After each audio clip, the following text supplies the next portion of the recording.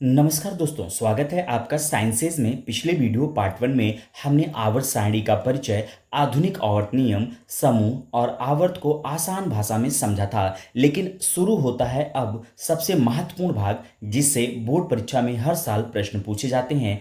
आज के इस पार्ट 2 में हम जानेंगे कि आवर्त सारणी में बाएं से दाएं और ऊपर से नीचे जाने पर परमाणु त्रिज्या, विद्युत ऋणात्मकता, धात्विक एवं आधात्विक गुण, संयोजकता और इलेक्ट्रॉनिक विन्यास में क्या परिवर्तन होते हैं, और सबसे खास बात, इन सभी ट्रेंड्स को बिना रटे कैसे याद रखेंगे। बच्चों, अगर आप बोर्ड एग्जाम की प्रिपरेशन कर रहे हो तो यह वीडियो अंत तक जरूर देखें, क्योंकि आज के बाद आवर्त सारणी के सभी ट्रेंड आपको हमेशा के लिए याद हो जाएंगे। चलिए शुरू करते हैं आज के अपने टॉपिक को, जिसका नाम है आवर्त सारणी में होने वाले क्रमिक परिवर्तन। क्लियर है? यानी बाएं से दाएं जब चलते हैं तो कौन कौन से परिवर्तन होते हैं, उनको एक एक करके बच्चों हम देखेंगे। तो ध्यान समझिएगा। सबसे पहले जो आपको देखना है वो एटॉमिक रेडियस यानी परमाणु त्रिज्या है। ठीक है, यही कह रहे हैं कि किसी तत्व के परमाणु के नाभिक से उसकी बाह्यतम कक्षा तक की दूरी को परमाणु त्रिज्या कहते हैं। यानी कोई तत्व है, ठीक है, किसी तत्व के परमाणु के नाभिक से उसकी बाह्यतम कक्षा तक की दूरी को परमाणु त्रिज्या कहते हैं। क्लियर है? ये आवर्त में बाएं से दाएं जाने पर परमाणु त्रिज्या बच्चों क्या होती है? घटती है। क्लियर है? तो यहाँ पे एग्जाम्पल के तौर पर समझिएगा कि आवर्त 3 का उदाहरण इन्होंने देकर समझाया है कि sodium, magnesium, aluminium, silicon, phosphorus, sulphur, chlorine और आर्गन। ठीक है, यहाँ पे सोडियम का साइज जो है वो थोड़ा सा बड़ा है, या कह सकते हैं सबसे बड़ा है। फिर मैग्नीशियम उससे छोटा है, फिर एल्युमिनियम उससे छोटा, सिलिकॉन उससे छोटा, और फाइनली सबसे छोटा बच्चों क्या है? आर्गन है। ये दर्शा रहे हैं कि जब सोडियम से आप आर्गन की तरफ बढ़ेंगे तो जो परमाणु त्रिज्या होगी बच्चों वो क्या होगी? घटेगी। क्लियर है? इसका ये कारण स्पष्ट कर रहे हैं कि आवर्त में जब आप बाएं से दाएं जाते हैं तो प्रोटॉनों की संख्या बढ़ती है, जबकि इलेक्ट्रॉनों की संख्या समान रहती है। इससे नाभिक का आकर्षण बल बढ़ जाता है और इलेक्ट्रॉन नाभिक के अधिक पास आ जाते हैं, जिससे त्रिज्या घटती है। क्लियर है? ये तो आपको क्या करना है? याद करना है, ताकि बोर्ड एग्जाम में आप इन शब्द का इस्तेमाल करके डिफिनीशन, परिभाषा लिख सकें। लेकिन आप इसको एज इट इज समझेंगे कैसे? आइए मैं इसको बहुत ही आसान भाषा में आपको समझाता हूँ। परमाणु त्रिज्या को हम उदाहरण के तौर तरीके से समझेंगे तो आपके सामने 2 से 3 डायग्राम मैं बना रहा हूँ, उसको आपको समझना है। पहला समझिएगा, ये देखिए हमने पहला डायग्राम बनाया, ठीक है, यहाँ पर ये दूसरा डायग्राम बनाया, और यहाँ पर हमने बच्चों ये तीसरा डायग्राम बना दिया। क्लियर है? तो आपने परमाणु त्रिज्या के बारे में पढ़ा कि किसी परमाणु के नाभिक से केंद्र के बाह्यतम कोष तक की दूरी को परमाणु त्रिज्या कहते हैं। यानी यहाँ से इस नाभिक से जो बाह्यतम कोष या बाह्यतम कक्षा की दूरी होती है वो क्या कहलाती है? एटॉमिक रेडियस यानी परमाणु त्रिज्या कहलाती है। क्लियर है? अब समझिए, यहाँ पे एटॉमिक रेडियस इतना बड़ा है, और यहाँ पर समझिए, यहाँ पर जो एटॉमिक रेडियस है ये इतना बड़ा है, क्योंकि आपने पढ़ा नाभिक से जो बाह्यतम कोष की दूरी है वो परमाणु त्रिज्या कहलाती है। तो ये देखिए इतना बड़ा परमाणु त्रिज्या हुआ। अगर यहाँ पे बात करें, ठीक है, तो यहाँ से समझिए नाभिक से बाह्यतम कोष के बीच की दूरी क्या कहलाती है? परमाणु त्रिज्या कहलाती है। यानी जो नाभिक है, नाभिक से बाह्यतम कोष के बीच की दूरी बच्चों क्या कहलाती है? परमाणु त्रिज्या कहलाती है। सबसे पहली बात, ये जो परमाणु त्रिज्या होती है वो किस पर निर्भर करती है?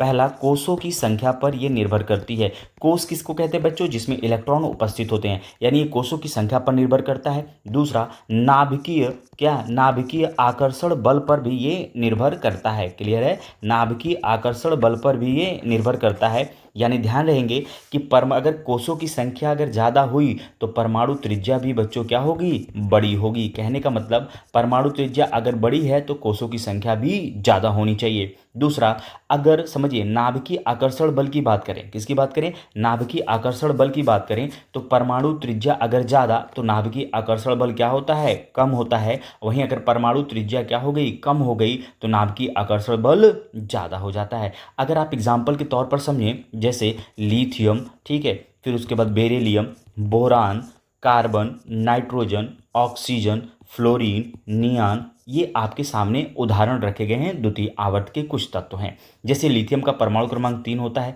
बेरिलियम का 4 होता है, बोरान का 5 होता है, कार्बन का 6, नाइट्रोजन का 7, ऑक्सीजन का 8, फ्लोरीन का 9 और नियान का 10। क्लियर है? आपको याद रखना है।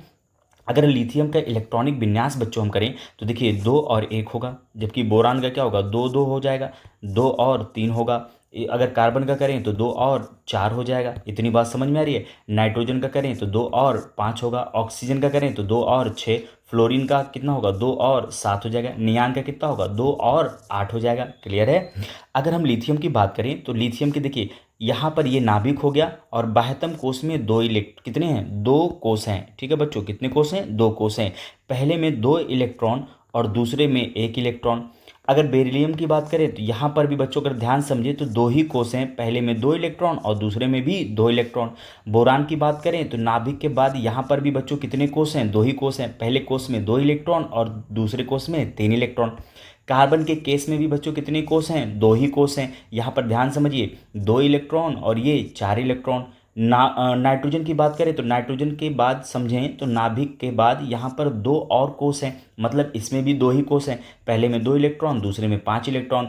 ऐसे ही ऑक्सीजन की बात करें तो नाभिक के बाद यहाँ पर पहले में 2 और दूसरे में 6 इलेक्ट्रॉन। नाइट्रोजन की बात करें तो पहले में कितने इलेक्ट्रॉन? 2 और दूसरे में 7 इलेक्ट्रॉन। वहीं नियॉन की बात करें तो पहले में 2 इलेक्ट्रॉन और दूसरे में 8 इलेक्ट्रॉन है। क्लियर है।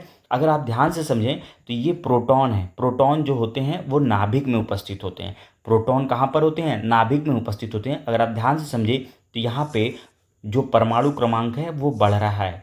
परमाणु क्रमांक क्या हो रहा है बच्चों? बढ़ रहा है। और आपने पढ़ा है कि किसी तत्व के नाभिक में उपस्थित प्रोटॉनों की संख्या उस तत्व का परमाणु क्रमांक कहलाती है। क्लियर है। क्लियर है बच्चों। अब यहाँ पर आपको समझना है कि जो लिथियम का नाभिक है यहाँ पे टोटल प्रोटॉन कितने हैं? 3। ठीक है। और ये बाहर के जो कोष हैं वो उतने ही रहेंगे। क्लियर है। बेरिलियम को ले लीजिए तो बेरिलियम के नाभिक में जो इलेक्ट्रॉन की संख्या वो कितनी है? 4 है और कोष बाहर 2 ही हैं। अगर बोरान की बात करें तो बोरान के नाभिक में 5 प्रोटॉन है, कोषों की संख्या उतनी ही है। कार्बन की बात करें बच्चों तो कार्बन का जो नाभिक है उसमें प्रोटॉनों की संख्या 6 है और बाकी कोष उतने ही हैं।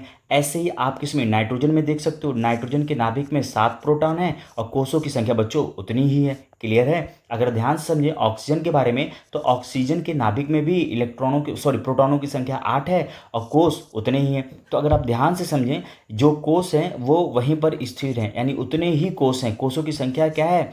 स्थिर है, यानी बढ़ नहीं रही है। ठीक है, ये आपको ध्यान रखना है। लेकिन नाभिक में प्रोटॉन की संख्या पहले कितनी थी? 3, बाद में कितनी हो गई? 4, बाद में कितनी हुई? 5, आगे बढ़ रहे तो 6, फिर 7। तो ये क्या हो रहा है? नाभिक में जब प्रोटॉनों की संख्या बढ़ेगी तो नाभिक का साइज भी बढ़ेगा। जब नाभिक का साइज बढ़ेगा तो यहाँ पे कितने हैं बच्चों? 3 प्रोटॉन है। तो ये देखो दूरी तो उतनी ही रह जाएगी बाह्यतम कोष की। लेकिन जैसे इसमें 4 इलेक्ट्रॉन होंगे थोड़ी सी दूरी क्या होने लगेगी? कम होने लगेगी। इसमें 5 इलेक्ट्रॉन है तो ये देखिए इसका साइज थोड़ा सा बढ़ जाएगा। अब ये दूरी क्या हो गई? कम हो गई। अब यहाँ पे कितने प्रोटॉन है? 6, तो इसका साइज थोड़ा सा और बड़ा हो जाएगा। तो यहाँ पे समझिए दूरी और कम हो गई। यहाँ पे 7 हैं, कितने प्रोटॉन है बच्चों? 7 हैं, तो इनका साइज थोड़ा सा और बढ़ जाएगा, तो ये दूरी और कम हो जाएगी। यहाँ पे 8 प्रोटॉन है नाभिक में तो इसका साइज और बढ़ जाएगा, तो जिससे क्या होगा? बाह्यतम कोष की दूरी और कम हो जाएगी। तो ये समझ रहे हो आप, प्रोटॉन की संख्या बढ़ने पर नाभिक का साइज बढ़ रहा है। ठीक है, प्रोटॉन का क्या बढ़ने पे? नंबर बढ़ने पर ये नाभिक का साइज बढ़ रहा है, जिसके कारण यहाँ पे त्रिज्या क्या होती जा रही है? छोटी होती जा रही है। क्लियर है। तो याद रखेंगे कि आवर्त में बच्चों, किसमें? आवर्त में क्या होता है? कोषों की संख्या स्थिर रहती है, लेकिन नाभिक में प्रोटॉन की संख्या बढ़ने के कारण, ठीक है, नाभिक में प्रोटॉन की संख्या बढ़ने के कारण परमाणु त्रिज्या क्या होती है? घटती जाती है। वहीं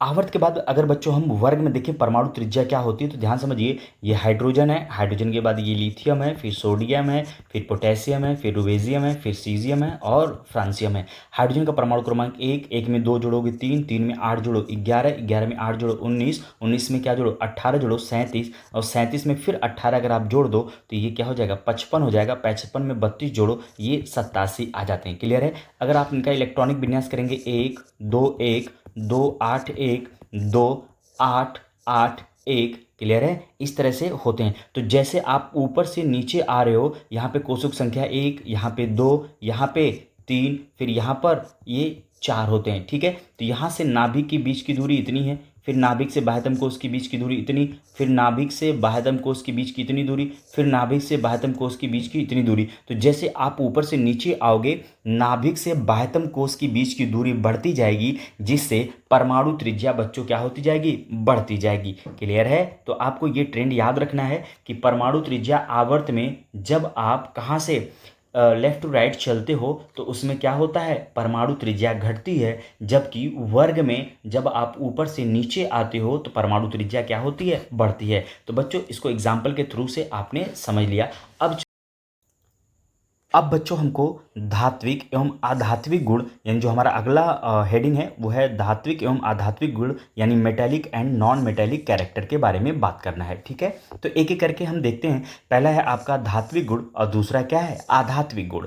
तो देखिए धात्विक गुण की बात करें तो आवर्त में बाएं से दाएं जाने पर धात्विक गुण क्या होते हैं, घटते हैं। ऐसा इसलिए होता है क्योंकि परमाणु इलेक्ट्रॉन खोने की क्षमता क्या करता है, कम करता जाता है। एग्जाम्पल के तौर पर आप समझिए सोडियम, सोडियम का जो होता है परमाणु क्रमांक 11 होता है। जब इसका आप इलेक्ट्रॉनिक विन्यास करोगे 281 होता है। ठीक है, वहीं मैग्नीशियम का करोगे तो इसका 12 होता है, 282 होता है। एल्युमिनियम का 13, 283 होता है। क्लियर है? आपको पता है जितने भी तत्व हैं वो अपने बाह्य कक्षक में 8 इलेक्ट्रॉन रखते हैं, उसके लिए उनको इलेक्ट्रॉन देना भी पड़ता है और इलेक्ट्रॉन लेना भी पड़ता है। तो धात्विक गुण जो होता है सिर्फ उन्हीं का होता है जो इलेक्ट्रॉन देते हैं। तो यहाँ पे देखिए सोडियम एक इलेक्ट्रॉन डोनेट करके अपने बाह्य कक्षक में कितने इलेक्ट्रॉन बना लेगा बच्चों, 8 बना लेगा। जबकि अगर हम मैग्नीशियम की बात करें तो ये 2 इलेक्ट्रॉन को डोनेट करके अपने बाह्य कक्षक में कितने इलेक्ट्रॉन, 8 इलेक्ट्रॉन। और ये जो एल्युमिनियम है ये 3 इलेक्ट्रॉन डोनेट करके कितने बना लेगा, 8 बना लेगा। तो ये क्या हो रहा है, सोडियम सबसे पहले इलेक्ट्रॉन दे देगा, फिर मैग्नीशियम देगा, फिर एल्युमिनियम देगा। इतनी बात समझ में आ रही है? वहीं अगर हम बात करें किसकी, सल्फर की बात करें, क्लोरीन की बात करें और आर्गन की बात करें बच्चों। क्लियर है? तो सल्फर का अगर आप देखें तो ये परमाणु क्रमांक 16 होता है। सल्फर का कितना होता है, 16, 2 8 6। अब यहाँ पे देखिए किसी भी तत्व के बाह्य कक्षक में कितने इलेक्ट्रॉन चाहिए, 8, जबकि यहाँ पे हैं कितने, 6। तो अब ये इलेक्ट्रॉन देगा नहीं बल्कि इलेक्ट्रॉन को लेगा। क्या करेगा, ये लेगा। वहीं क्लोरीन की बात करें तो 2 8 7 होता है, तो इसके भी बाह्य कक्षक में कितने इलेक्ट्रॉन है, 7 होने चाहिए, 8। तो अब अगर 8 से ज़्यादा होते तब तो ये डोनेट करते, ये 8 से क्या है, कम है, तो एक इलेक्ट्रॉन कहीं और से मिल जाए, ये इनकी क्या है, नीड है। आर्गन की बात करें बच्चों तो 2 8, ठीक है, उसके बाद ये 8 होता है। इसके बाह्य कक्षक में 8 इलेक्ट्रॉन हो चुके हैं। क्लियर है?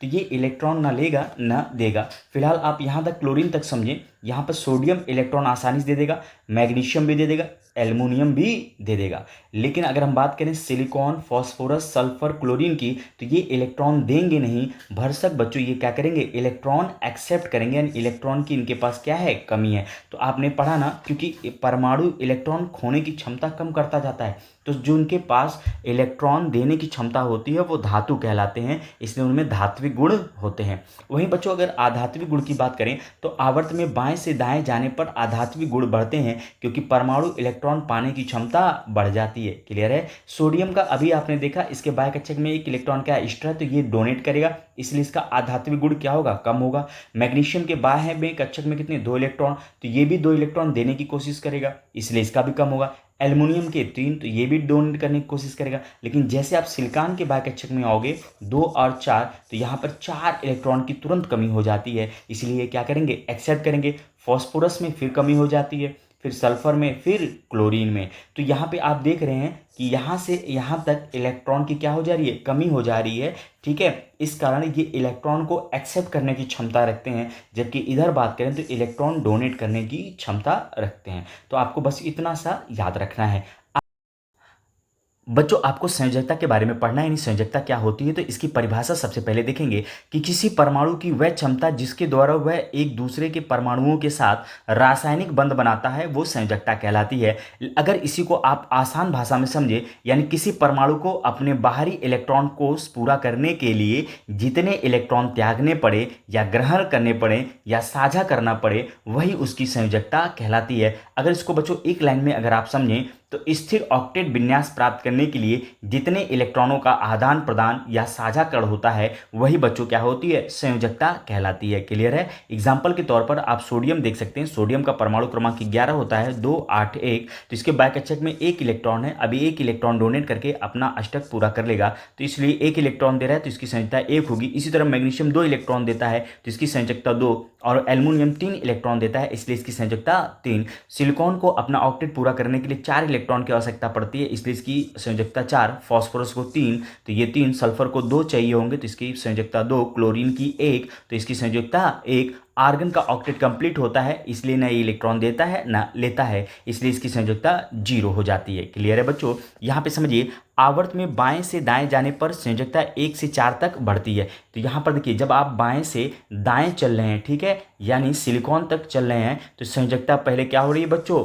बढ़ रही है। संयोजकता क्या हो रही है? बढ़ रही है। और वहीं अगर बात करें तो फिर ये 4 से कहाँ हो रही है? 0 तक घट रही है। देखिए 1 2 3 4, 4 के बाद फिर 3 2 1 0, तो यहाँ पे संयोजकता क्या हो जा रही है? घट जा रही है। क्लियर है? डिक्रीज हो रही है।